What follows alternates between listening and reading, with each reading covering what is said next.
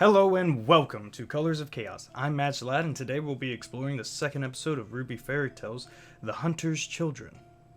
This is a tale that is regarded as the beginning of how the academies function across Remnant, a guide that might have led to the idea of having teams of 4. In the Fairy Tales of Remnant book, it is stated in Ozpin's notes that one wonders if the King of Vale had this story in mind when establishing the aforementioned structure for teams. Much like the Hunter's Children in the story, Ozpin vouches for this method and how the effectiveness of teamwork is for overcoming obstacles that are too great for one alone. He even goes as far to state that perhaps the 4 kingdoms working together can accomplish more than they can alone, which is a rather ironic idea given how divided they become within the show RWBY. It's a great little story that promotes working together over being alone, and the episode itself gives more than the original story in my eyes. And when it comes to differences, I couldn't find too many in this one outside of the beginning scenes with the father. The mother was talked about much more in the original telling of the tale, even with the kids asking to hear more about her. We also learn in greater detail why he hunts the Grimm. It's that they killed his wife and he holds hatred for them, and himself for not being able to do more.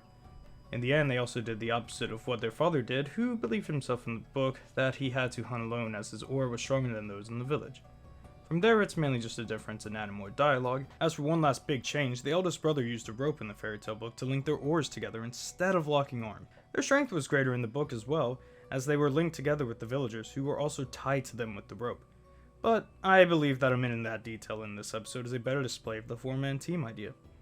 This was definitely a story that didn't leave out many details, as opposed to the Grimm child, though all of those were more in Ozpin's notes at the end. I prefer the more dark and foreboding story told with the Grimm child, and simply more fun what it had to offer, and had with the supplementary details.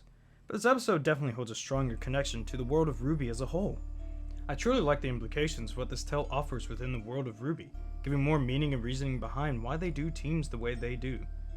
It makes perfect sense too, working together always yields better results than if you were by yourself. Teamwork is the foundation of progress, and is why I even started this channel in the first place. A nice helping hand from some friends to set me on this path. And it's not always the big things either.